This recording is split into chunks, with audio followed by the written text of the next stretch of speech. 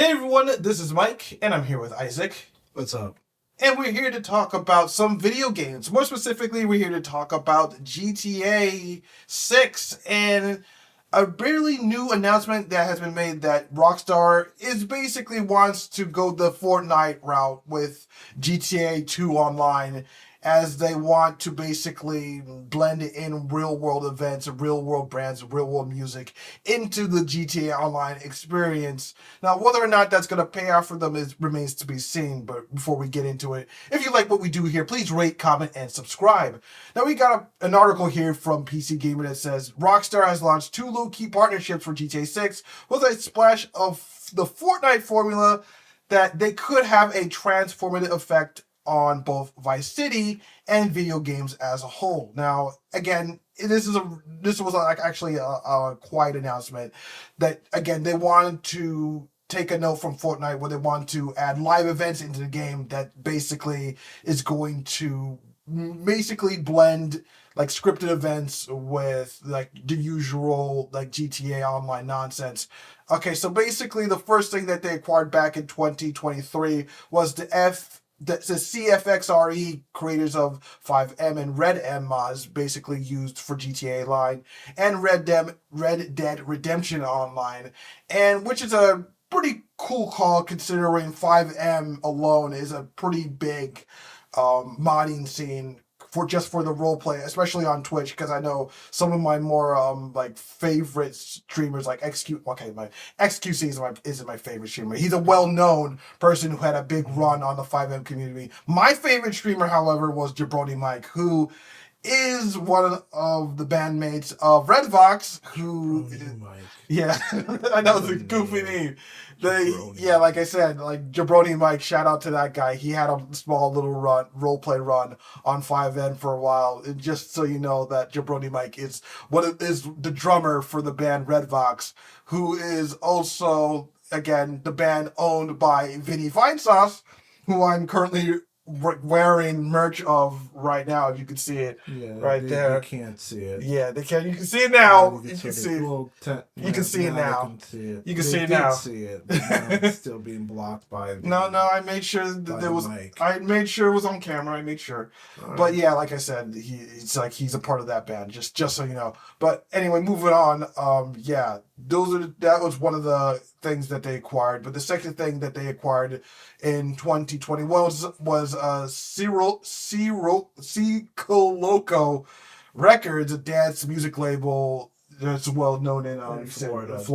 Was known for their dance and their techno music in the local Florida scene, which makes sense for a game like Vice City. They really want to have more of that Floridian style dance, hip hop music that's being played in the clubs in Miami and yeah.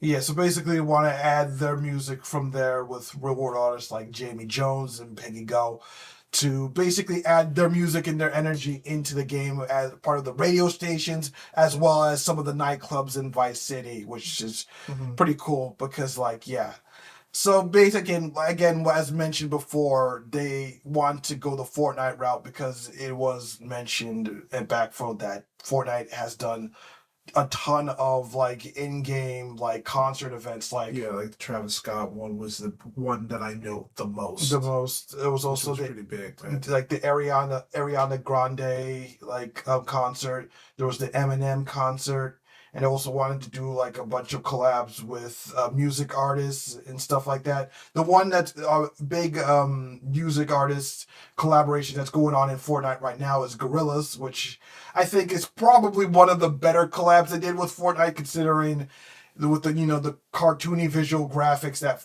Fortnite has. I think Gorillaz is one of the better. Did Daft Punk do anything? Yes, I believe so. Yes, okay. Daft Punk was definitely one of them. Daft Punk was okay. They were cool. I think I'm not sure if they actually did the artist of Daft Punk or the fictional animated band of Daft Punk, which is like the Blue People. No, I think the actual artist. I think it's the true artist. I know what you're talking about. Yeah, because the first album of Daft Punk was the Blue Alien People. Yeah, that was really based off the Discovery album. I believe that's what's called. That was my favorite Daft Punk album, by the way. The One More Time song. Story, yeah. There was a whole anime story behind it. It was really cool. I like that. Copyright. Anyway. I mean, they can't copyright literally 2 seconds of me singing. Watch. They're gonna try. Watch YouTube. They'll try. They'll try. They'll absolutely try. But yeah, they want to actually obviously do that from Fortnite, but only issue I have with them adding that kind of thing into GTA Online is just that I feel like when you put more of this real stuff into the game, it's starting to lose its identity as a game because it's starting to feel more like a world that they want you to live in rather than like, you know, a game to play. Because obviously I want to play a video game. I don't want to like play for Second Life or anything like that. I just want a game to play. That being said, I do think it is kind of cool the kind of artists that they're trying to go for. Like you said, a Floridian, like, you know, music artist to obviously take that inspiration from there and put it into Vice City, considering Vice City is based off of Florida. But yeah, I mean, that's really all I can say about it. It's kind of, I guess 50-50 on it. Yeah, no, I think when you look at Rockstar, it's clear that they want to be able to expand GTA 6, you know, into a more bigger scale. You know, it seems like they really want to go from online into more of a live service once they kick off their online side of the game, which, again, usually, you know, GTA 6, the game gets released, and then a year later, they'll release their online. So they're really trying to prepare for that. Yeah, because like there's like big shoes to fill at this point. Oh yeah, man, and they want to pull off all the stops through it because you look at what GTA 5 has done. They've made like a lot of money. Five, it's just insane. So it does make sense that Rocksteady would go out of their Rocksteady. Wow, Rocksteady is a completely different situation than Thor and Slip. But yeah, it would make sense for Rockstar to actually go out and actually buy out the servers in the community for that. Now, in like retrospect, it does seem like a really cool idea, you know, to see that Rockstar would, like you said, go out and get actual real artists to be able to perform. And this is nothing really new to them because they've done this long period of time. If you go back to what even Grand Theft Auto 4, where they've had an actual live, like, it wasn't really live service though, but it was scripted. But like I think I do remember we were going to a comedy club, and Cat Williams is playing. Yeah, that was actually cool. Gabriel, or was it Gabriel? I know the guy. I know the guy that you're talking about. Yeah, like Fluffy. Gabriel. I think it's Gabriel. Gabriel. Yeah, I know we're both gonna butcher his name, but I know he is the voice of he was of there we go. Yeah, Gabriel in Glaze. Yeah. Yeah. Yes. Yeah. Yes. So no. So they have teetered around, you know, blending that, and even a couple of years ago, I believe they released another DLC with Franklin partnering up with Dr. Dre. Really? Yeah, for which was a later DLC content back in the day. So they have toyed around with it. Yeah. They have played around with it, but now them really blending GTA into that live service area where they can do a lot more of these live service moments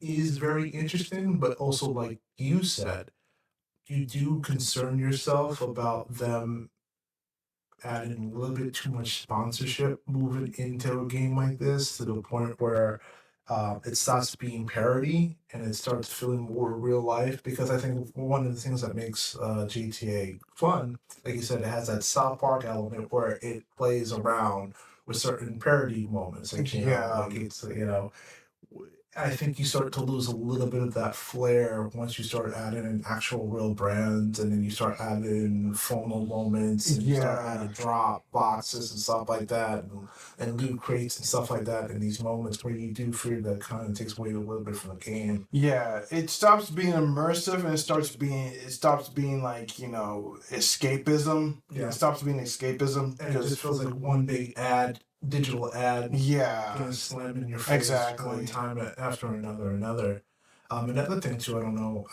know, was Rockstar. You do worry about, because now they are trying to reach more into these community creators. I think they lean towards Fortnite and even a little bit of Roblox too. I think they try to reach Oh, community jeez. as well, stuff like that. Roblox. Yeah, I don't know the situation about that too.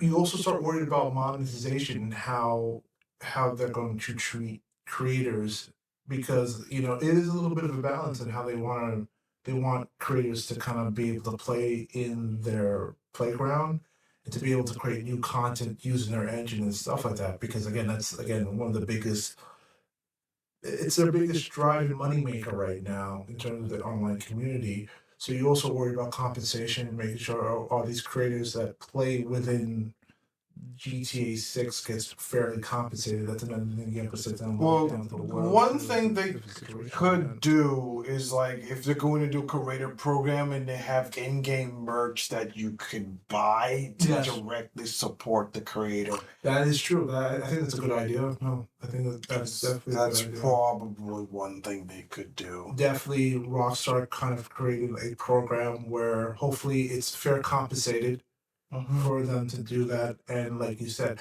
and I think that's even a great idea too, where like even going towards not just even musical artists, just artists that want to be able to sell stuff within GTA 6. Again, that is like starting to get into that Second Life situation a little bit, which I don't know if Rockstar wants to play into that realm, but it seems, again, by buying out the servers for it, it seems like that's what they have in the plans for it. So to kind of do that within the GTA frame community does seem cool though, but um, I'm with you, it's 50-50. We really have to see how they're going to handle it too, because other than the examples that we've mentioned, those were in game. This is going to be a continuous live service situation where it starts out good, but down they get a little bit greedy, and then slowly you start to see more real life marketing crawl, seep its way into what should have been a fun and escapism area for gamers playing Grand Theft Auto You 6. don't want. Yeah, if it goes too far into just like we don't want the game to turn to a giant like product placement, try a giant advertisement. It's obviously the biggest worry that at least I have, but that remains to be seen. So yeah, I mean, what else can we really say at this point? Like we just wait and see at this point. Hopefully they do something good with it, and yeah. I mean, so what do you think about the topic here today? Do you think that that Rockstar is going to be able to do something cool with this idea? They're going to blow it? Let us know. If you like what we do here, please rate, comment, and subscribe. I'm Mike with Isaac, and we are saying peace.